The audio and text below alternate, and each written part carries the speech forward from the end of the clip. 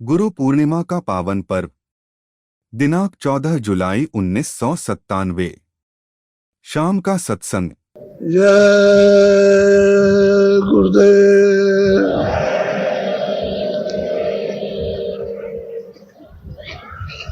जय गुरुदेव।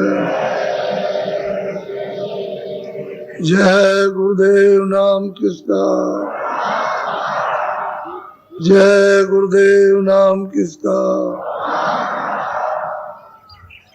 जय गुरुदेव नाम किसका। सतगुरु सतनाम तुमको लाखों प्रणाम।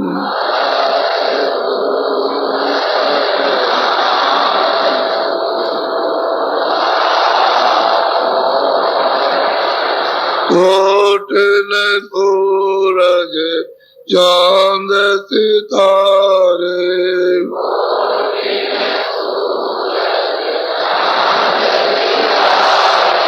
रोम रोम में करे उजारे।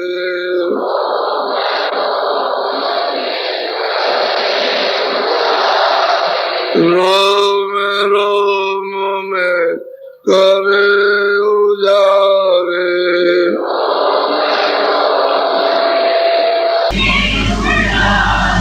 सतपुरुष करता तुमको लाखों प्रणाम।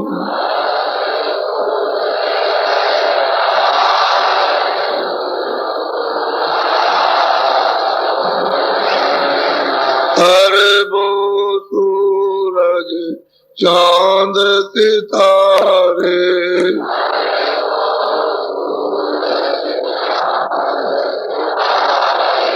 अरबों सूरज चांद सितारे।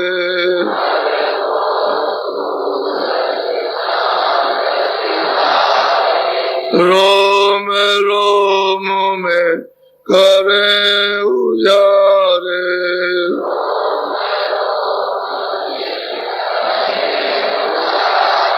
रोम रोम में करे उजारे।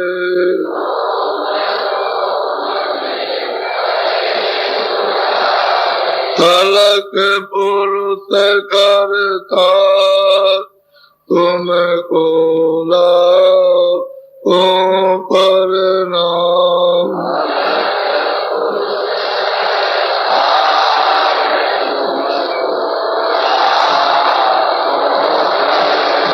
खरबों सूरज चांद सितारे,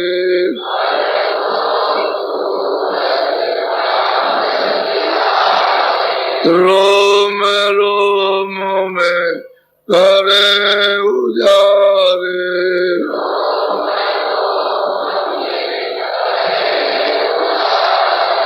अगम पुरुष करता तुमको लाखों प्रणाम।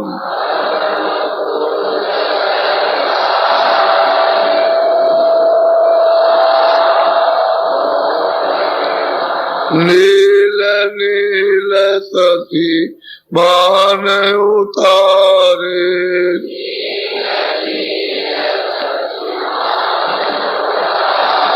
नील नील सती बान उतारे।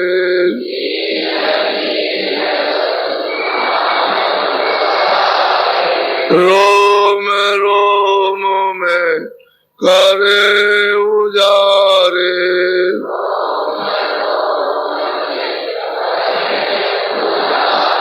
रोम रोम में करे उजारे।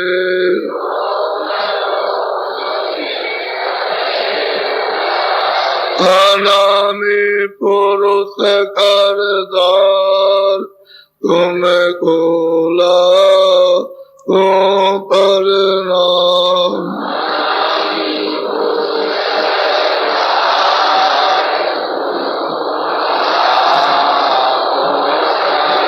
अनामी पुरुष करतार तुमको लाखों प्रणाम।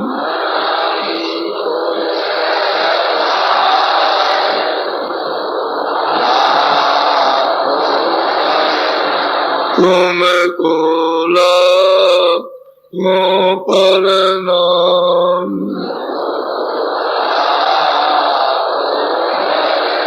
सतगुरु सतनाम तुमको लाखों प्रणाम।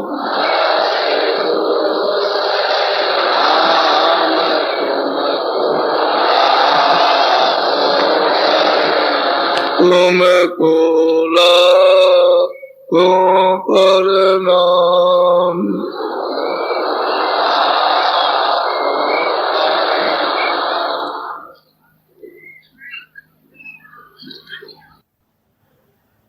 सत्पुरुष ने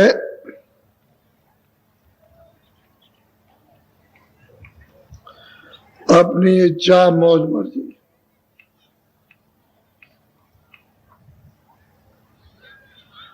उसने ये सब विस्तार किया। उसमें से एक आवाज निकली,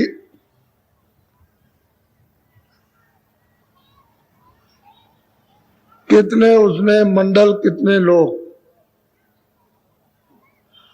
अनंतो लोग और अनंतो मंडल। उस आवाज ने बना करके तैयार कर दिया, यहां से लेकर वहां तक ये सब बना बनाया उस मालिक की मौज मर्जी। एक दो लोक, एक दो ब्रह्मांड, वो नहीं, वो तो अनंत हो, उसकी गिनती हो ही नहीं सकती। और वो जो है अपार है, अथाह।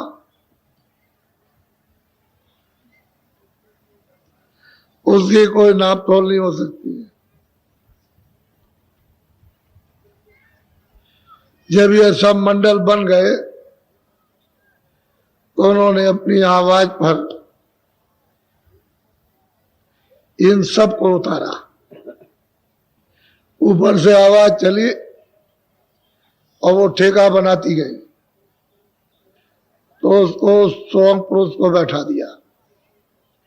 फिर नीचे आई तो पार ब्रह्म को बैठाया, फिर नीचे आई तो ब्रह्म को बैठा दिया, फिर नीचे आ गई तो ईश्वर को बैठा दिया।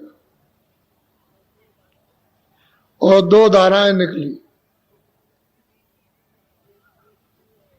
एक पुरुष की और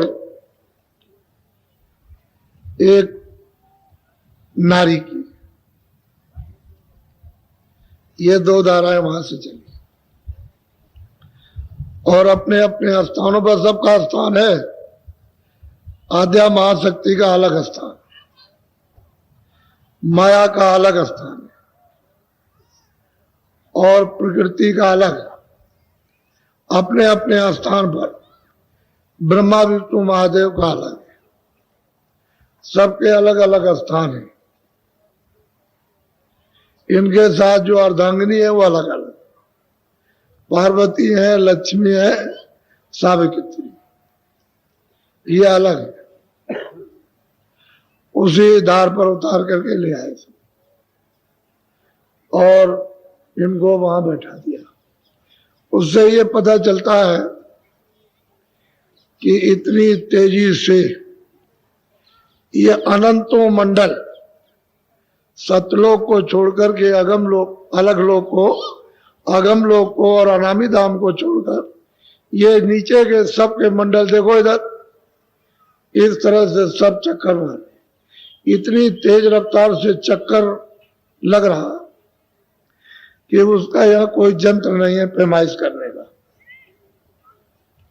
कि वो कितने चक्कर लग रहे होंगे एक सेकंड के अंदर, एक क्षण के अंदर। इस तरह से ये सब घूम रहा। ये आपका पूरा मृतलोक घूम रहा, पूरा का पूरा, सब का सब, ये सब घूम रहा। ये सूरज चांद जो जमीन आसमान ये सब के सब घूम रहे हैं। तो जब वो घूम रहा तब नहीं पता चलता, क्योंकि जब घूमेगा तो पूरा इधर आ गया, तो इधर आ गया, फिर इधर आ गया, तो जिधर उधर सूरज उधर आ गया, पूरब में आ गया तो इधर, तो इसलिए पता नहीं चलता। पूरे के पूरे स्वर्ग वैकुंठ घूम चक्कर लगा रहे, घूम रहे उस धुरा के ऊपर में, पूरा का पूरा ब्रह्मांड उसी पर ऐसे घूम रहा है, और पार ब्रह्मांड पूरा घूम रहा, और उसके परे सब घूम रहा है। तरह से ये पता चलता है कि ये मालिक की कैसी अद्भुत अर्वचनीय रचना। तो उन्होंने जिस धुरा पर बैठाया वो सबका सब घूम रहा, ईश्वर भी घूम रहे ऐसे, और ब्रह्म भी ऐसे घूम रहे, और पार ब्रह्म भी इस तरह से घूम रहे, और महाकाल पुरुष भी बचने वाला कोई, सब उसी पर झूला झूल रहे। अब उसी रास्ते से आपको उतारा गया, रास्ता भी दूसरा नहीं था उतारने का, वही रास्ता था, क्योंकि उसी आवाज से उतारे जाओगे।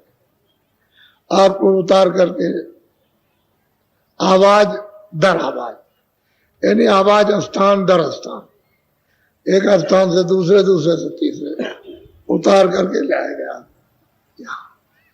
यहां पर ले आए। तो जो अपने स्थान पे बैठे वहां कभी नहीं आते। ईश्वर जो बैठे हुए हैं सहदल कमल में, वो यहां कभी ना आए ना कभी आएंगे, क्योंकि अपना स्थान छोड़ ही नहीं सकते। वो ना ऊपर जा सकते ना नीचे, वहीं रहेंगे, वो कुछ नहीं। इसी तरह से ब्रह्म अपने स्थान पर है, वहीं रहेंगे, ऊपर नीचे नहीं जा सकते, न नीचे आ सकते न ऊपर जा सकते। इसी तरह से पार ब्रह्म अपने स्थान पर है, वो यहां कभी नहीं आए। इसी तरह से महाकाल पुरुष अपने स्थान पर रहेंगे, वो यहां कभी नहीं आएगा, ना ऊपर जा सकते। जब ऊपर चले जाए अपने देश में, उस है प्रभु के पार चले जाए जो सबका, वो नहीं। आपको ये मालूम, ये कलयुग में 700 वर्ष के अंदर उन फकीरों और महापुरुषों ने आकर ये वेद खोला। पहले तो किसी को मालूम नहीं था, ये सब गुप्त कर लिया गया, छुपा लिया गया था। जिन जिन शक्तियों को भेजा सतयुग में, त्रेता में, द्वापर में, जिन जिन शक्तियों को, ऐसे तो कितने सतयुग द्वापर त्रेता बीत गए, कितने कलयुग चले गए, तो जब जब भेजा सबने भेद छुपाया, किसी ने ऊपर का भेद नहीं बताया, क्योंकि जानते होते तो बता देते, इसलिए गुप्त रहा। ये जरूर है मालिक की मर्जी कि उस वेद को जानने वाले गुप्त है। यहां संत हमेशा रहते हैं, उनको कोई नहीं पहचान सकता, न कभी पहचान पाया न कभी पहचान पाया। खेती करते रहेंगे, दुकान करते रहेंगे, मजदूरी करते रहेंगे, कोई ना कोई भेड़ चराते रहेंगे, ऊंट चराएंगे, उनको कोई भी नहीं जान सकता, और वो रोज दरबार में हाजिरी देते हैं। यहां से दोनों आंखों से वो ईश्वर से भी मिलते हैं, ब्रह्म से भी, पार ब्रह्म से भी, सबसे मिलकर के दरबार में हाजिरी देते हैं। उनको कहते हैं गोपनीय।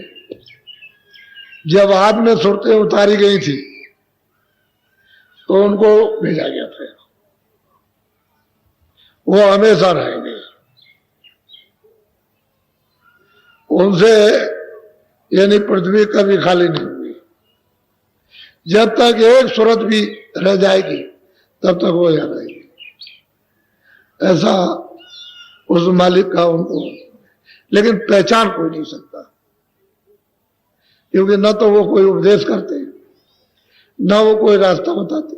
भाई इतना ही जान सकते हो, सिर्फ इतना ही कि बहुत सीधे हैं, बस सीधे हैं, साधे हैं, बहुत सादे हैं, बहुत सीधे हैं, उनको ऐसा रहता है कि किसी से कोई मतलब नहीं, किसी से भी कोई मतलब नहीं, और उनमें कोई जकड़ नहीं रहती है।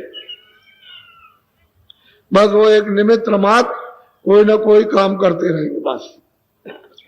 और उनको ये कितने युग बीत गए, कितने कल बीत गए, कितने सतयुग द्वापर त्रेता, कितने अनगिनत खत्म हो गए, तब से वो बराबर यहां है। अब भी वो यहां रहते हैं, लेकिन उनको कोई नहीं करता। 700 वर्ष के अंदर फिर उस मालिक की मौज मर्जी हुई कि अब इनको भेजा जाए तो जीवों को जगाया जाए। तब फिर वो यहां आए, फिर उन्होंने ये सब भी बताया। तो आपने उनका शुरू में बहुत विरोध किया, क्योंकि आपको तो कुछ मालूम था नहीं, जानते नहीं थे, शास्त्रों में कुछ था नहीं। जो साधना थी वो तो कलयुग में हो नहीं सकती, तो आप उनके खिलाफ पड़ गए। वो तो जब नहीं समझेगा तो आदमी क्या करेगा, उनके विरोध में हो जाएगा। इसलिए आपने उनको भी नहीं पहचान पाया जो आपको जगाने आए। लेकिन धीरे धीरे जीवों पर इतना संस्कार डाल दिया उन महापुरुषों ने 700 वर्ष के अंदर कि अब क्या किया जाए, इतना संस्कार हुआ यानी उन महापुरुषों का। तब जाकर के धीरे धीरे स्थिति तो बहुत सुरतों को पहुंचाया। यानी महापुरुषों ने अपने अपने वक्त में बहुत सुरतों को इसी मनुष्य शरीर से जगा करके बहुतों को पहुंचा दिया। तुलसीदास जी आए, उन्होंने भी बहुतों को पहुंचाया, खुद भी पहुंचे और उन्होंने बहुतों को पहुंचाया।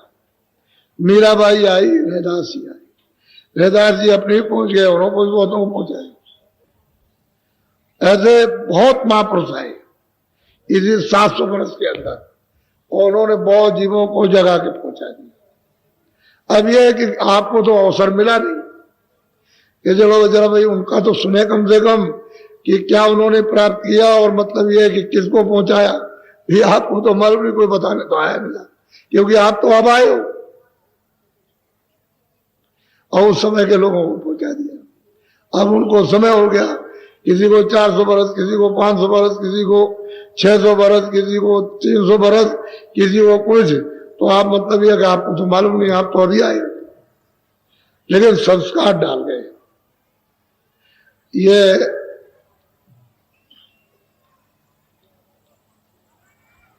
ये आबादी उन्हीं की वजह से बढ़ गई,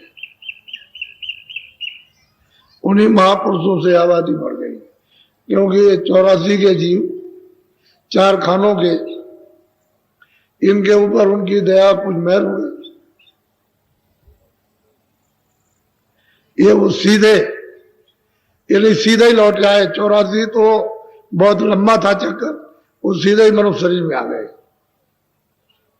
अब ये तो कृपा हो गई महापुरुषों, तो आबादी बढ़ गई। आपको तो इसका भेद मालूम नहीं, वो जानते नहीं, और बस ये है कि आबादी कम कर दो, कम कर दो। कम कैसे हो जाएगी,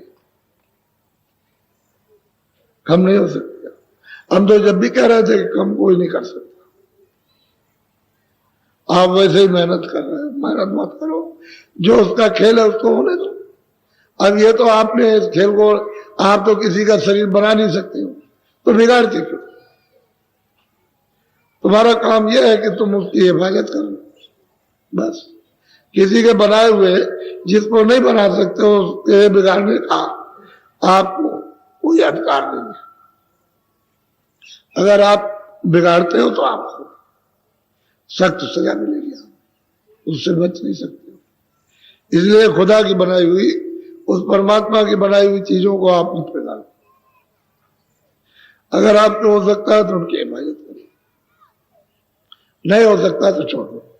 आपसे क्या मतलब, जिसने उनको पैदा किया वो अपने आप देखेगा। तो आप वैसे ही ठेका लेते हो, ठेकेदार मत बनो। जो आपके हाथ में नहीं है उसका ठेका मत लो। जो आपके हाथ में, अपने आप को सुधरो और अपने आप को जो। तो सही चीज यह है कि परमात्मा भी यहां नहीं कभी आएगा, उसके नीचे लोगों से लोग आए, उन्होंने उसका संदेशा दिया। कोई ईश्वर लोक से आया, एक सूरत आई, उसी के बोध में आई, उसने बताया कि भाई ये वहां पर परमात्मा है, खुदा है।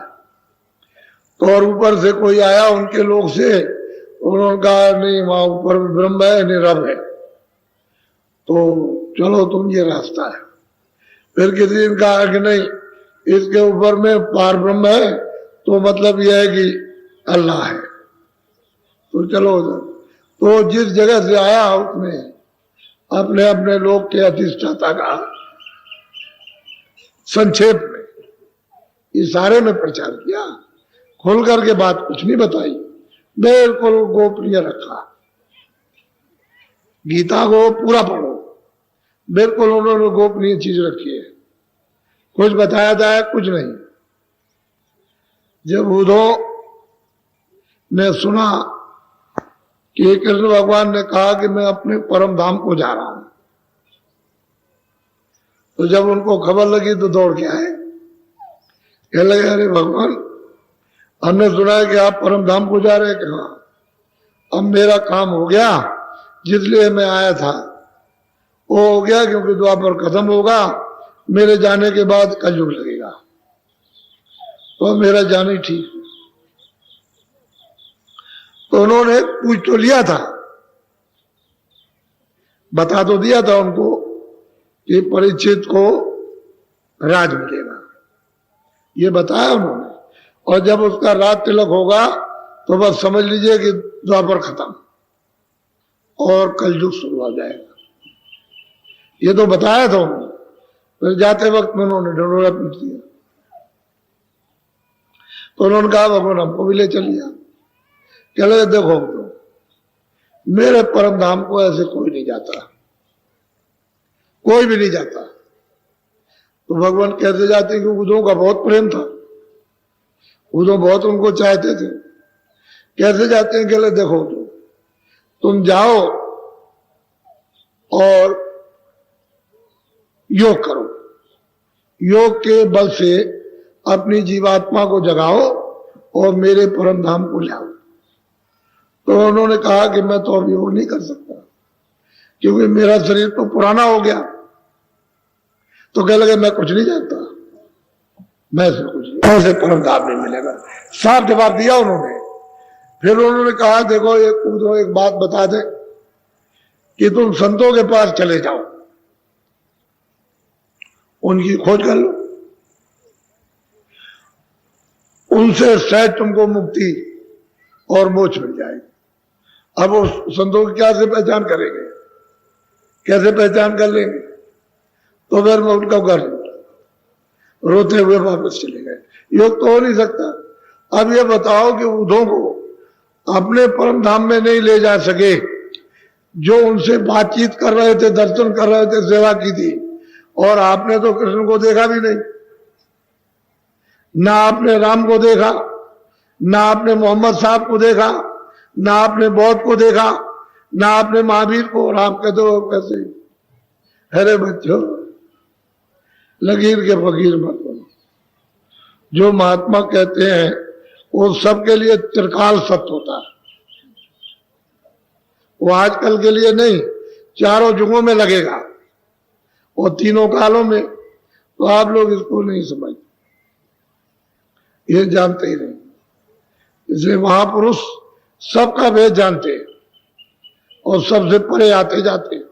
जिसने ये सब कुछ बनाया, सब कुछ दिया, जिसने ईश्वर को, ब्रह्म को, पार ब्रह्म को अपने देश से निकाला और बाहर कर दिया, और सुरतों को, ये जीवात्माओं को भेजा, वो उसके पास आते जाते, वो सबका भेद जानते, उनसे कोई भेद बाकी नहीं रहता। लेकिन आपको इसका पता नहीं। अब यह है कि तुम महापुरुषों के पास जाओ, अगर वो टिकट दे देंगे जाने का, टिकट कौन सा, नाम, जब वो दे देंगे तो कोई रास्ते में रोकेगा नहीं। और अगर टिकट ऊपर जाने का नहीं मिलेगा तो रास्ते में कहेगा इधर आओ, यहां जाना तलाशी दिए जाओ, कितना तुम्हारे पास पुण्य है और कितना पाप है, वह वही जान लेगा। और जब तुम्हारे पास कुछ नहीं रहेगा, ना पाप रहेगा, पुण्य, उसको तो ही साफ कर देंगे। इसी जगह मन, बुद्धि, चित्त, अंतःकरण, जीवात्मा को यही बैठ करके धो डालेंगे। जब कुछ बाहर नहीं रहेगा तो बिल्कुल शुद्ध निर्मल, तो निर्मल जन सोमर पावे, शुद्ध साफ। तो जाओगे जब उधर तो कहेगा तो जरूर कि जरा जरा ये तलाशी दीजिए आप, क्योंकि उसका नियम है, तो उनका ले लीजिए। जब कुछ नहीं निकलेगा पाप पुण्य, तो कहेगा जाओ, फिर आप पहले तो वही टिकट है, ये है, चले जाओ, फिर नहीं रोकेगा, कुछ नहीं करेगा। इसी को कहते हैं मुंदे नैन त्रिशत में भयो, पुंचितवत कौशलपुर गयो, मोह विलोक राम मुक्ताई। वो सैदल कमल में निरंजन भगवान विराजमान, जब उन्होंने इनको देखा, इन्होंने उसको देखा, तो फिर क्या, उनके पास तो टिकट था, तो हाथ पड़े, खुश हो गए, रास्ता खोल दिया। वैसे तो रास्ता बंद किया, कोई नहीं जा सकता, ऐसे बंद किए, तो रास्ता जब खोल दिया तो कह लगे कि उधर मैं जब गया, उधर उसी में होकर के गया, रास्ता ही वही है, उधर माज तो नंदा जराया। कहते हैं उधर जब मैं गया तो देखता हूं कि विचित्र विचित्र, इधर भी देखता हूं कि मृत्यु क्या है, स्वर्ग बैकुंठ वैष्णव भी देखता हूं। तो कहने का मतलब यह है कि टिकट था, किसका, गुरु का, जो आते जाते थे उनका वो टिकट मिल गया था, इसलिए उनको कोई नहीं रोक सकता। अब ये गोस्वामी जी महाराज किस किस को टिकट बांटेंगे और वो क्या क्या कमाई करेगा और क्या बताएगा, अब वो तो मैं आपको बताऊंगा उन्होंने कैसा टिकट बांटा, वो सुनाऊंगा। थोड़ा सा और आ जाने दीजिए, थोड़ा सा बरसा अरसा ना हो, तो सुनाने में और आपको बताने में बहुत प्रिय और हितकारक, समझ में आ जाएगा धीरे से। इसलिए आप मनुष्य मंदिर में इस कलयुग में आए हो और तुमने जरा भी फिक्र, तुमने तलाश नहीं की कि मेरी जीव का, इसका क्या होगा, इस जीवात्मा का क्या होगा, सूरत का क्या होगा, हम क्या करते ये भी नहीं जान पाए और वह करते रह गए।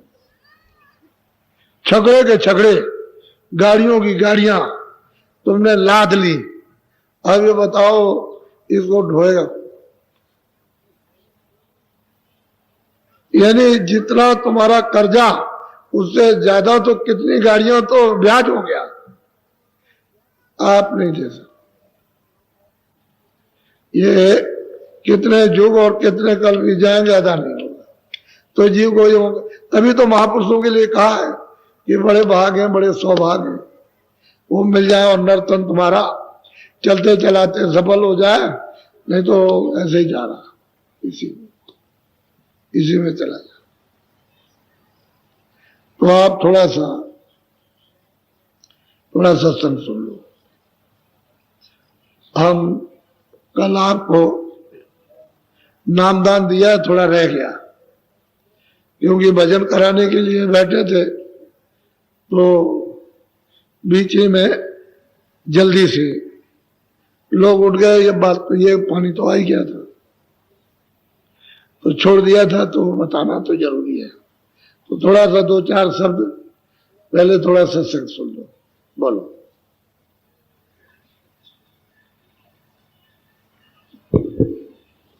सत्य गुरु का नाम पुकारो, सत्य गुरु को ही अरे कहते हैं कि सतगुरु का दिया हुआ नाम, उसको अच्छी तरह से दरवाजे पे बैठ के और पुकार लो, तुम्हारा कान खुल जाएगा, तुम्हारी तीसरी आंख खुल जाएगी।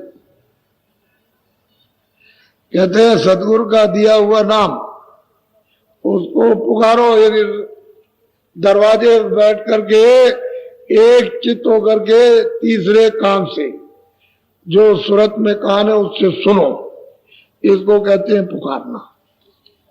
एक टक होकर। किसी जंगल में तुम रात्रि को, घोर रात्रि उसमें भूल गए और चिल्ला रहे हो कि हमको जंगल में रास्ता नहीं मिलता, हम भटक गए। तो कोई आदमी दूर खड़ा, अरे भाई तुम देखो, अगर रास्ता तुम जानना चाहते हो तो मेरी बात को सुनो, जिधर से मेरी आवाज आ रही है उसी तरफ जिसमें से आवाज निकल रही तो उसमें आप पहुंचे। क्या लगे, ठीक है तुम आ गए, अब मैं निकलने का, देखो ये बाहर है रास्ता, ये बाहर जाने का है, इस जंगल से बाहर चले जाओ, झाड़ियों से बाहर हो जाओ।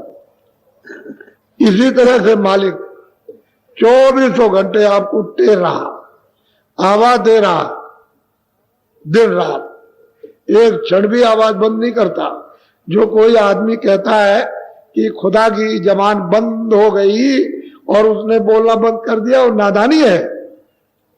खुदा की जबान कुछ अगर बंद हो जाए तो यहां कुछ नहीं रहेगा, क्योंकि उसी आवाज पर तो सारी रचना है।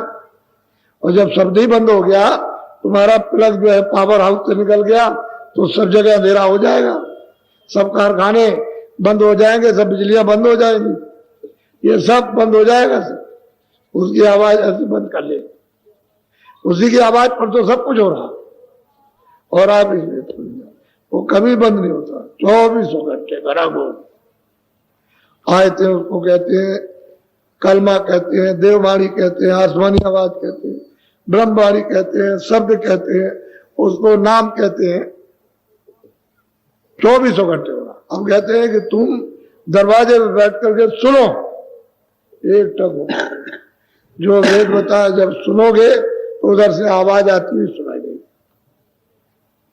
तो कहते हैं सदगुरु नाम पुकारो, दरवाजे में बैठ करके रटो, यानी सुनो। रटने का मतलब है कि एकदम कान का तार एक लगाओ, तो फिर तुम्हारा बोझा भी हट जाए और सुनाई भी देने लगे।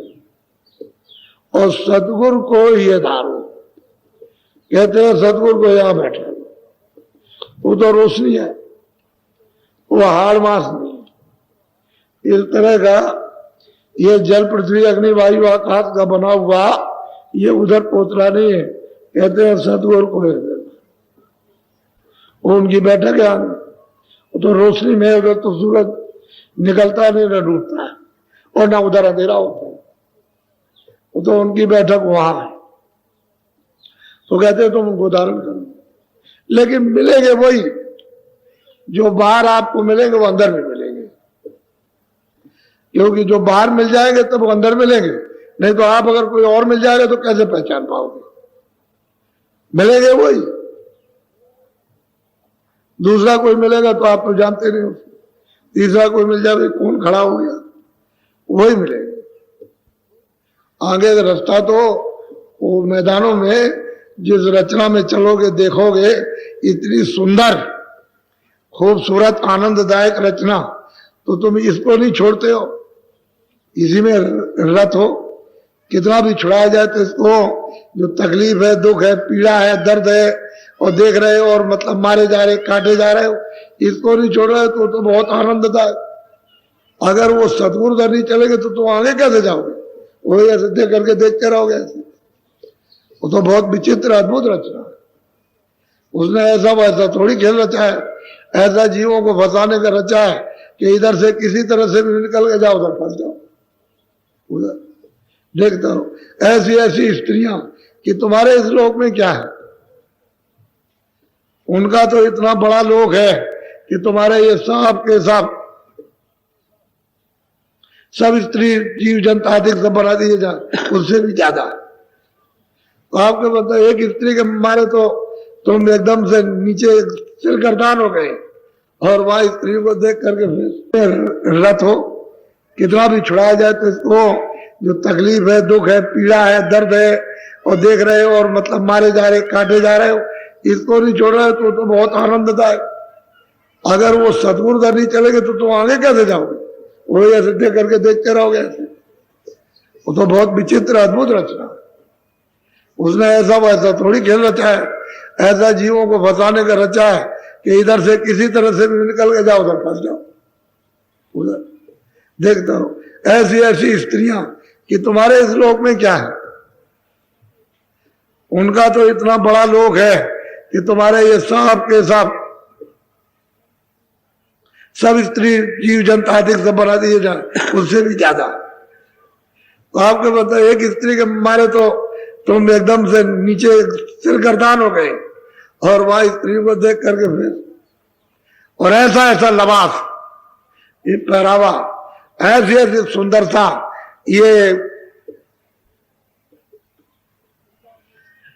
उनका वो सजा धजा रूप है, चम चम चम चम चम चम करता है। तो तुम तो वहां बस उसी को देखते रह जाओगे, बस बस वहां से एक निगाह मार दी, बस यहाँ बस गिर गए, आकर के सट से गिरोगे, देर नहीं लगती है। तो बगैर गुरु के उधर कदम नहीं रख सकते हो, फट नीचे गिरा देगा तुम रह जाओगे। वो तो गुरु संभालने वाला चाहिए, इधर भी आपको खड़ा करे और इधर से भी मतलब मेहनत करे, सहायता दे, और उधर भी चले तभी काम। उधर नहीं मिलेगा तो जा ही नहीं सकते, सारा काम तो उधर ही है, इधर कोई विशेष नहीं है। लेकिन उधर जाओगे नहीं, बस उसी को देखते रहो, आनंद लेते रहोगे। छुड़ाते कुछ नहीं है, खाद है, खुजली है, रोग है, कोड़ है, इसमें सड़ंत पैदा होती है, उसी में पड़े, बस इसी को नहीं छोड़ते हो। तो कृष्ण भगवान अर्जुन को समझा रहे थे कि देखो अर्जुन, देखो मेरी ये रूहानी माया, रूहानी कहते हैं जड़ माया, जड़ और चेतन, तो ये मेरी माया है, और मेरी माया को जब तुम देख लोगे तो मुझे नहीं पहचान सकते। तो अर्जुन ने कहा भगवान ये नहीं हो सकता, मैं आपको कभी भूल ही नहीं सकता। कहले अच्छा ठीक है, चलो। एक जंगल में गए थे, वही तालाब के किनारे कह रहे थे, फिर चले आए। वहां से 10-15-20 दिन के बाद उनको वो बात तो भूल गए, कहा आओ चलो जरा एक जंगल है वहां चले। तो रथ पर बैठ गए, कभी उन्होंने हका, कभी बहुत दूर गए, बियाबान जंगल था, वहां एक बहुत रमणीय तालाब था। तो उन्होंने कहा कि अरे अर्जुन, बहुत रमणीय निर्मल जल है और कितना सुहावना, तो हम लोग इसमें चलो स्नान करें। कहले ठीक है। कपड़े उतारे, रथ खड़ा कर दिया, कपड़े उतारे और अंदर गए, पानी में डुबकी लगाई दोनों ने। तो कृष्ण तो गायब हो गए। अब वो जो निकले तो उनको दिखाई नहीं दिए, तो वो तो सोचते रहे कि अभी इसमें होंगे, निकल आएंगे निकल आएंगे। बहुत देर तक तो इंतजार किया, और फिर मतलब ये है कि बाहर आए तालाब के ऊपर, तो वहां रथ नहीं है, ना घोड़े ना कृष्ण। तो देखा कि शाम हो रही है, तो भागे, अर्जुन भागे बड़ी जोर से। एक बुढ़ा गट्ठा लेके जा रहा था, कह लगे कि अरे भाई सुनो तो मेरी बात, इधर आपने कोई कृष्ण देखे जाते हुए? कह लगे बेवकूफ, अरे नादान, कृष्ण तो द्वापर में हुआ, ये तो कलयुग है, यहां कहा कृष्ण? तो क्या करे वो बेचारा। अब उसने दूसरे से पूछा तो मारने दौड़ा कि कभी मतलब ना हमारे यहाँ कृष्ण का नाम नहीं लेते, वो तो द्वापर में हुआ था, बड़ा चलिया था, और ये कलयुग लगा हुआ। अब वो कहा कि अरे भाई शाम हो रही है, अंधेरा हो जाएगा, तो मैं कहाँ रहूंगा? चले उधर चले जाओ, इधर उधर गांव है। तो बेचारा उधर चल दिया। तो एक गांव में महाभारत हो रही थी, तो उसमें सब योद्धाओं का नाम, उसमें अर्जुन का भी नाम। अर्जुन तो ये खड़े हो गए, कह लगे मैं अर्जुन, ये बोले पीछे से। तो लोगों ने कहा, व्यास ने कहा जो महाभारत कर रहा था, कहले मारो इसको। कहता है कि मैं अर्जुन। अर्जुन तो द्वापर में हुआ है, तो कलयुग लगा हुआ है। उन्होंने सोचा कि सच मुझे पिटाई कर देंगे, तो उन्होंने चुप हो गए। कहले ठहर जाओ, जब महाभारत हो जाएगी, बंद हो जाएगी, तब बताएंगे। जब महाभारत हो गई तो लोगों ने घेर लिया। कह लगे नहीं वो तो गलती थी, मैं कोई द्वापर वाला अर्जुन थोड़ी था, नाम मेरा अर्जुन था। अच्छा, तो उनका नाम रखा परदेसी। अच्छा ठीक है, तो उसमें रहो वहां, वो धर्मशाला मानो। वो धर्मशाला में रहने लगे। एक सेठ के यहाँ प्रतिज्ञा थी कि मैं अपने यहाँ गांव में ही शादी करूंगा लड़की की, लेकिन जो बलवान होगा उसके साथ। तो परदेसी अर्जुन बड़े बलवान थे, तो सेठ ने अपनी लड़की की शादी उसके साथ कर दी, अर्जुन के साथ। और हल बैल दे दिया, जमीन काफी दे दी। कहे देखो जो तो वो अपना और पैदा करो और अपने बाल बच्चों का पालन पोषण करो। मकान भी दे दिया, रहने लगे। तो 2 बच्चे हो गए, 2। तो स्त्री ने कहा कि अरे पति देव, एक जंगल में बहुत बड़ा मेला लगा है, तमाम लोग जो है, लाखों स्त्रियां और लाखों आदमी और बच्चे जा रहे, दान पुण्य कर देंगे, स्नान करेंगे और ये होगा वो, हम लोग भी चले नहाए आए, बड़ा भारी पर्व लगा हुआ। तो मतलब ये है कि कहा अच्छा ठीक, खाना वाना सब बना के तैयार कर लिया, अपनी बैलगाड़ी लेकर के उस पर बच्चों को बैठाया और वो सब चारा चूरा रख लिया और चल पड़े। देखा कि वहां कई लाख की भीड़ लगी है, कोई नहा रहा, कोई दान पुण्य कर रहा, कोई ये कोई वो, सब देख करके। तो ये मतलब इन्होंने कहा कि अच्छा भाई तुम जाओ, पहले चलो तुम स्नान कर लो। बच्चों को स्नान कराया, घर में देवी जी को, बैलों को चारा दिया, सब दे दा करके खाना ना खिला के तब कहा अब जा रहे नहाने। तो नहाने गए, उन्होंने कपड़े उतार दिए और तालाब में जब डुबकी मारी और जो बाहर आए, एक भी आदमी नहीं, कोई ना, कोई बच्चा, ना स्त्री, ना बैलगाड़ी, ना उनका कोई मतलब कुछ नहीं। तो दौड़ करके बाहर आए, आए मेरी गाड़ी, आए मेरे बच्चे, हमारे बहन, आए मेरी स्त्री। तो कृष्ण भाई रथ खड़ा है, वही खड़े कृष्ण कहते अरे अर्जुन, अरे इधर मेरी तरफ आए, मेरी गाड़ी, आए मेरे बैल, आए मेरे बच्चे, आए मेरी स्त्री। अरे भाई तू तो ये कहता था कि मैं आपकी रूहानी माया को देखकर भूलूंगा। अरे मैं अर्जुन, मैं कृष्ण हूं, वो रथ खड़ा है, मैं हूं, आए मेरी गाड़ी, आए मेरे बच्चे, आए मेरी स्त्री। अभी विलाप कर रहे क्योंकि वो गायब हो गए, गायब हो गए, चिल्ला रहे। कौन कृष्ण को पहचानता है? अरे तुम क्या चीज हो जो उनके साथ रहने वाले की तो हालत ये है, और आप मतलब ये कहते हो आप तो किसी के साथ नहीं हो। जब उन्होंने जोर से मारा यहाँ और माया का पर्दा जब उतरा तो कहने लगे अरे भगवान, मैं सचमुच भूल गया था, आपकी रूहानी माया ऐसी है जो इसमें गया बटी बिलाप करता है, चिल्लाता है, हाय बच्चे, हाय स्त्री, हाय ये, हाय वो, हाय वो, बस तब तक समय पूरा हो गया। तो कहने का मतलब यह है कि उस मालिक को कौन याद करे और महात्माओं को कौन खोजे। वहां तो सब रूहानी माया मेरी है, मेरी है, मेरी है, बस हो गया। कितनी तकलीफ, कितना दुख है, कितनी पीड़ा, ये सब कुछ होते हुए चिल्ला रहे हो मेरी मेरी मेरी। तो ये कहते हैं कि भाई ये इसमें तुमको ऐसा कर्मों के जाल में उसने ऐसा फंसा दिया लेन देन में कि चुकता ही नहीं। किसी को दिया, किसी को ला, किसी की नाक काटी, किसी का कान, किसी का पैर, किसी का गला, किसी का पेट चीरा, ये अदला बदला देते, ये कभी चुकाएगा नहीं, ये तुमको देना ले दोगे, लोगे, ये नहीं चुका, इसी में फंसे, हाय मेरा, हाय मेरा, और ठोक रही है, पीट रही है, समझ गए, और फिर भी हाय हाय करते हो। तो कहते हैं सदगुरु का नाम पुकारो।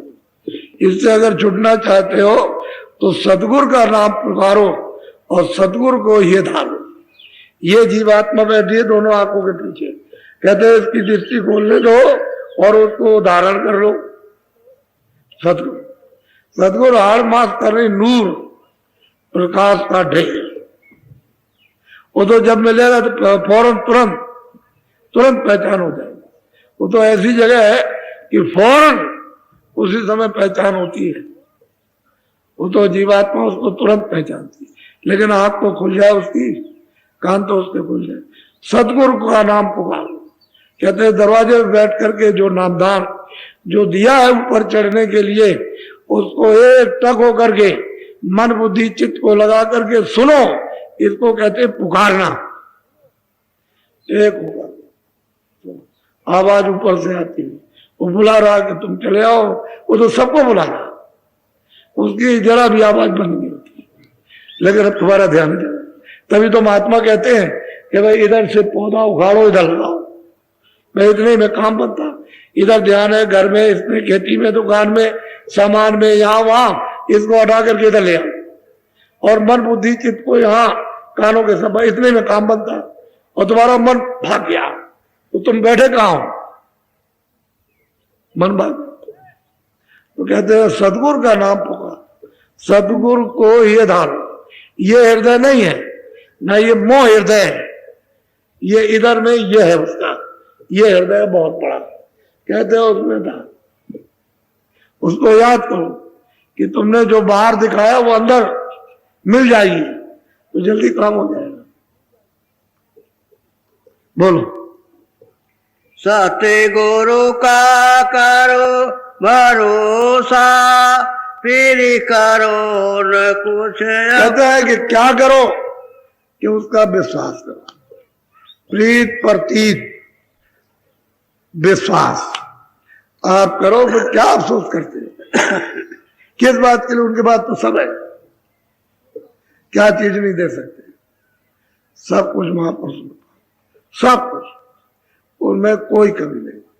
तो कहते हैं क्यों अफसोस करते हो, जब तुमको खजाने में, सागरी में लेकर के ले जाना चाहते हो, वहां किस बात की कमी। यहां तो ऐसे देश में आए हो जहां अपूर्ण है, और तुम्हारे देश में तो अमृत की मध्य बरसता 2400 घंटे एक रफ्तार से मूसलाधार अमृत की वर्षा होती रहती है उसका पार।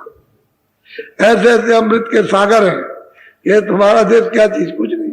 ऐसे अरबों खरबों उसमें एक सुई की नोक में घुस जाए, ऐसा तुम्हारा देश है। कहते हैं सतगुरु को हृदय दान, फिर करो ना कुछ अफसोस करने की जरूरत, कुछ नहीं, ये तो जा ही रहा है। अरे किराए का मकान तो जा रहा आपसे, तो तुमने क्या किया, कोई विश्वास नहीं किया, कोई आस नहीं की, और जो उन्होंने बताया वो कुछ नहीं किया, तो इसी चक्करबाजी में पड़े। अभी तक अगर तुम लग करके कर लेते तो अभी तक क्या नहीं क्या हो जाता। तुमने इसको टाल दिया, बेकार समझा, और जो बेकार था उसको असली समझा, तो तुमको मिला क्या, अब रो रहे हो। बोलो। तू करे ओ न चरण न हो से, साते गुरु से माते कर रो। कहते हैं गुरु होश में वो अपनी आंख खोल करके चरणों से जुड़ गया, उसमें मतलब ये है कि अमृत चूरा चढ़, ये सूरत पिएगी उसको। शरीर क्या है, शरीर उसको नहीं, चेतन, वो चेतन को पीता है। वो कहते हैं रोज क्यों करता, तुझे तो घर में ले जाना चाहते, तो ये वही सही पगलाया हुआ है। इस पागल में और पगला गया, ये पागल का कुत्ता है, इसमें कुछ मिलने वाला नहीं है। अरे कौओं का कुत्ता क्या, कौए वैसे तो बहुत चालाक होते हैं, लेकिन उनसे चतुर कोई है। उसके अंडों को फोड़ दिया, बेवकूफ के अंडों को, और बस उसको गिरा दिया तो फूट के अपना रख दिया, तो कौए ही जो है उसका पालन पोषण कर, देख लीजिए आप। और कौआ कितना चालाक होता है, अब वो पालन पोषण कर रहा, उसके बाद में मतलब एक शेर आ, और वो अंडा मतलब फोड़ देगा, ऐसे करके चोंच से देखता रहता है, कभी फट फूट जाएगा। जब तक अभी अब हुआ नहीं तब तक नहीं फूटेगा, ऊपर से फूट जाएगा, बस वो बाहर निकलेगा तो उनको चुमाएगा। जब वो चलने फिरने लायक हो जाएंगे, जरा सा उड़ने के लायक, तो कोयल आई उधर में, वाह बोली सुनाई उसने, बस जो बोली कोयल ने सुनाई, तो बच्चे बड़ा सोच में आए ये कौन सी आवाज है, बस फौरन उसकी आवाज को सुन करके फौरन उड़े, और बस पहुंच गए उसके पास।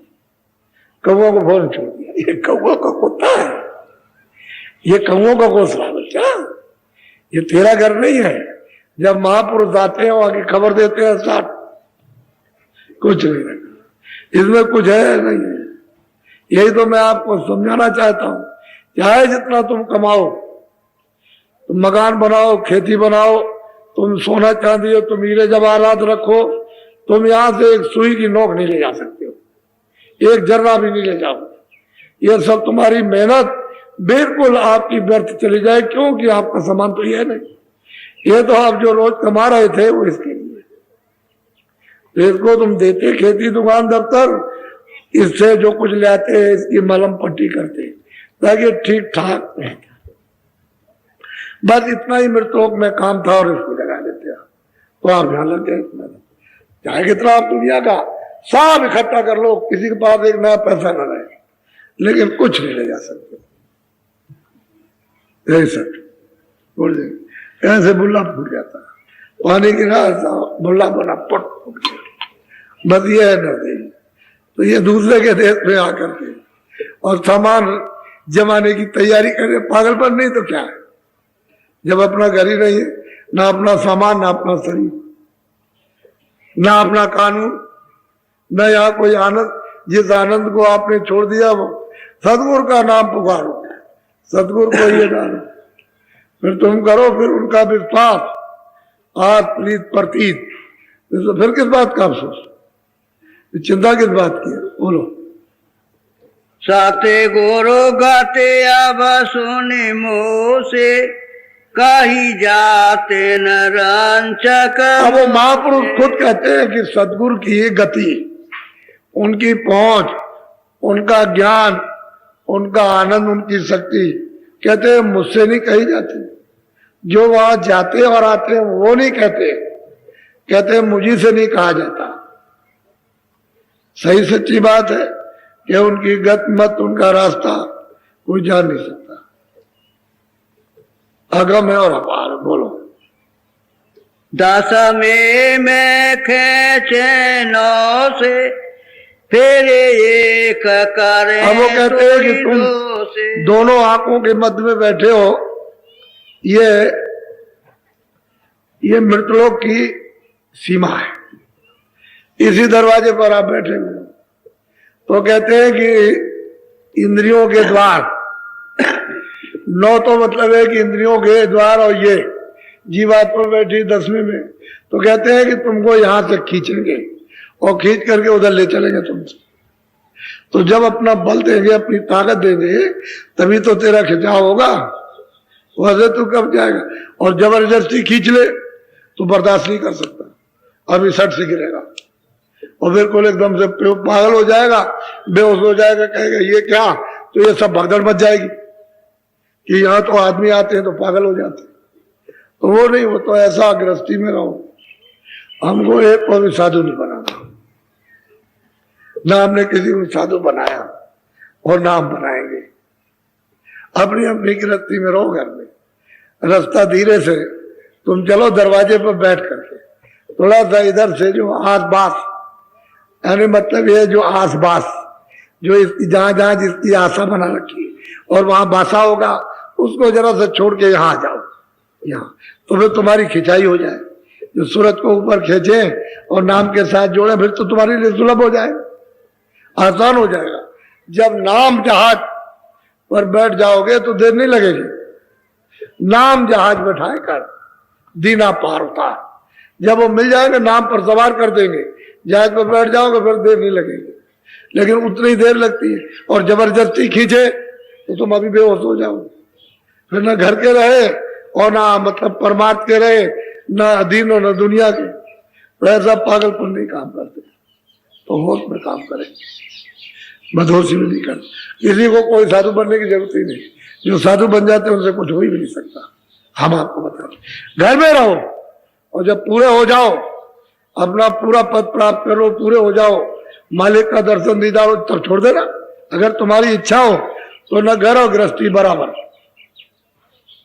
न यहाँ नुकसान न वहां नुकसान। और जब तुमने कुछ प्राप्त ही नहीं किया और बाहर निकल गए, साधु हो गए, हमारी जैसी जाड़ी रख ली, बाल रख ली, क्या होने वाला, क्या होगा? कुछ नहीं। घर ही में रहकर करो, बाद में निकलना अगर जरूरत समझो तो। नहीं, क्या जरूरत है? आप घर में रहोगे, महात्मा ज्यादा तो इसी घर ही में रहे, गृहस्थ आश्रम में रहे, और कितने जीवों को पार किया। वो तो मिसाल इक्की दुक्की, है बाकी गृहस्थ में रहने की बहुत बहुत महापुरुष गृहस्थी में रहे। अब दो चार ऐसे हैं, मतलब यह कि गृहस्थी में कमा लिया और जब पूरे हो गए तब गए,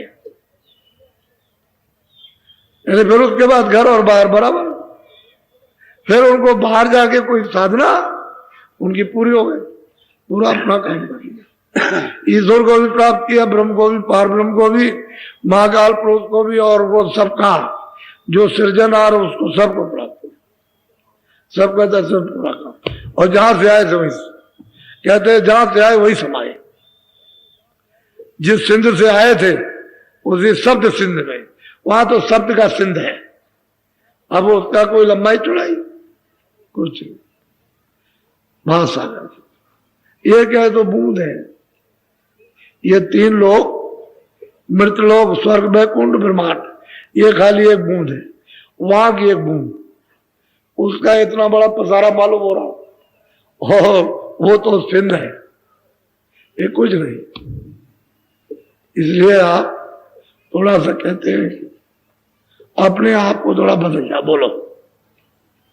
शब्दारस तो ही पिलावे, जमपुर से फिर। अब वो महापुरुष कहते हैं जब मिल जाएंगे तो शब्दा रस, यानी शब्द का जो अमृत है उसको तो पिलाएंगे, और जमपुर से तुझको बचा लेंगे। फिर न चार खानों में जाएगा, न वो नरकों में जाएगा, न दोजख में जाएगा, न 84 लक्ष्योनियों का वर्णन करेगा, सबसे बचा लेंगे, पार निकाल देंगे। वो तो स्थान है कि जो इसके परे निकला बस गया, पार बस, वो तो जगह है उसकी। इसके अंदर रहेगा तो घेर लेगा, और इसके बाहर चला जाएगा, वो तो ऊपर स्थान है, वहां तक उसके पार उतार देंगे, चल पार चल। तो शब्दा रस तो पिला दे तुझे, शब्द का नाम का रस, वो अमृत पिलाएंगे, वो तो अमृत। यानी ऐसी झड़ी लगी रहती है बरसात की, जैसे अभी आपने देखा परसों के दिन बरसात हुई थी 13 तारीख को, ऐसी बरसात मूसलाधार, और वहां बादल का कहीं नाम निशान नहीं, वर्षा होती रहती। ये सब जीवात्माएं उसमें नहाती, अमृत पीती रहती। ऐसे तो उसमें सागर तुम्हारे लिए बना रखे हो, तुम यहां जुड़े हो, और क्या कर रहे हो, काम मिला, कोई राज में, कोई पाठ में, कोई धन में, कोई विद्या में, कोई इसमें, कोई बच्चों में, कोई स्त्री में, कोई खाने में, कोई इसी में ढूंढ रहे हो। यहां कहा, अरे वहां वो चीज कहां है? इसलिए कहते हैं बगैर महापुरुषों के काम, महापुरुष जगह हुआ होना चाहिए। बोलो। घर अगम तो ही दर्शावे, मार्ग सब तो ही लखावे। कहते हैं कि नर नारी ऐ सुरतो, वो आगम घर तुझे दर्शाएंगे, वो पूरा मार्ग तुझको चढ़ने चलने का देंगे, सब मार्ग देंगे, और फिर उसके साथ मदद करेंगे।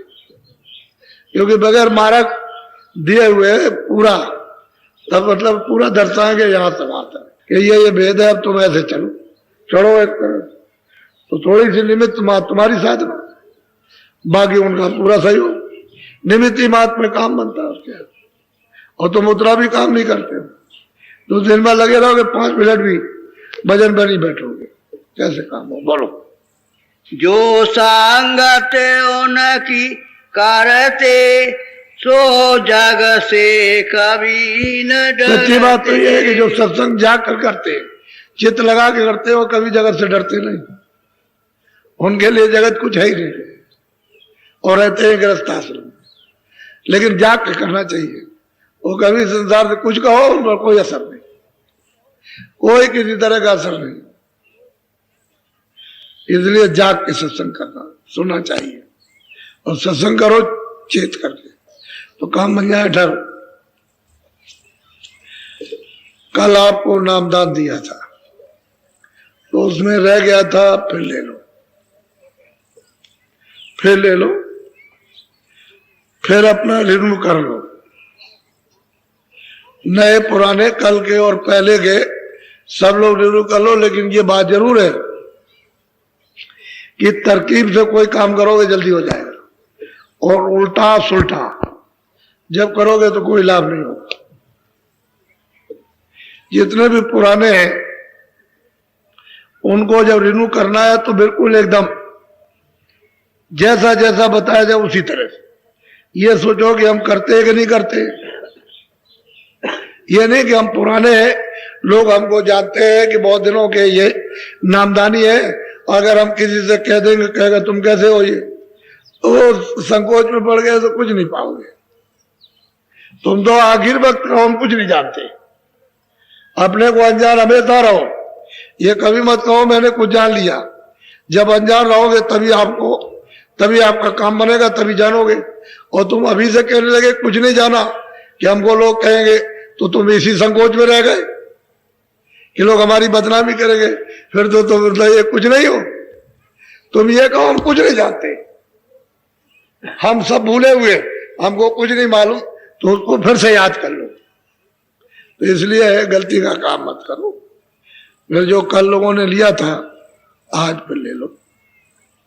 वैसे तो पूरा बताने के बाद आज मैं फिर देता, लेकिन थोड़ा सा बारिश हो गई तो डरपोक है, असली चीज को लेने के लिए डर जाते हैं कि पानी होगा। हम तुम देखते हो, हम तो बरसात में बाहर, ये तो कुछ नहीं है, पानी में खड़े, पानी गिर रहा उसी में नामदान दे रहे हैं, उसी में भजन करा रहे हो, सब भीग रहे, सूट पतलून लोगों का भीग रहा, और बाहर खड़े होकर के खूब अच्छी तरह से, और 2 घंटा और मूसलाधार पानी, और उसमें नामदान हो रहा, सबको दिया, हटने वाला कोई नहीं।